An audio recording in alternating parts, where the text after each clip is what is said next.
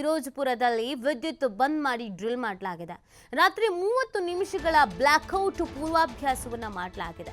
ಗಡಿ ಜಿಲ್ಲೆಯಲ್ಲಿ ನಿಗಾ ವಹಿಸಿರುವಂತಹ ಭದ್ರತಾ ಸಿಬ್ಬಂದಿ ಪ್ರಮುಖ ಸ್ಥಳಗಳಲ್ಲಿ ಚೆಕ್ ಪೋಸ್ಟ್ ಅನ್ನು ನಿರ್ಮಿಸಿ ಪರಿಶೀಲನೆಯನ್ನ ಮಾಡಲಾಗಿದೆ. ನಿನ್ನೆ ರಾತ್ರಿ 30 ನಿಮಿಷಗಳ ಕಾಲ ತಯಾರಿಯನ್ನ ಮಾಡಿಕೊಂಡಿರುವಂಥದ್ದು, ಪ್ರಾಕ್ಟೀಸ್ ಅನ್ನ ಮಾಡಿರೋದು, ಪೂರ್ವಾಭ್ಯಾಸವನ್ನ ಮಾಡಿರುವಂಥದ್ದು. ಇದು ಬ್ಲಾಕ್ಔಟ್ ಪೂರ್ವಾಭ್ಯಾಸ ಆಗಿದೆ.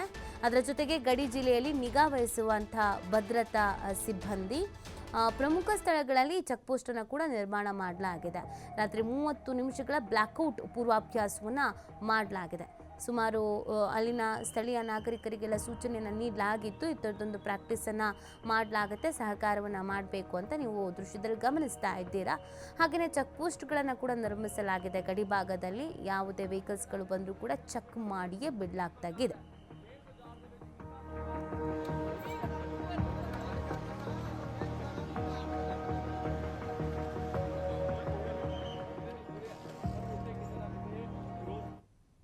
दरम्यान कराई जा रही है। लाइटा वेखो पूरी तरह बंद कर देन, लोग भी काफ़ी सजग पे जेकर कोई बाई चांस जिन्होंने नहीं पता कोई लाइट जगा के जाता असं ऑफ करा रहे साड़ी पुलिस की ड्यूटी। सर कितने बजे तो कितने बजे तक है? 9 तो 9:30 साढ़े वालों यही कहा कि लोगों को जागरूक किया गया कि लाइटा ऑफ रखो, और उन्होंने कर दी लाइट वेखो सारी ऑफ है।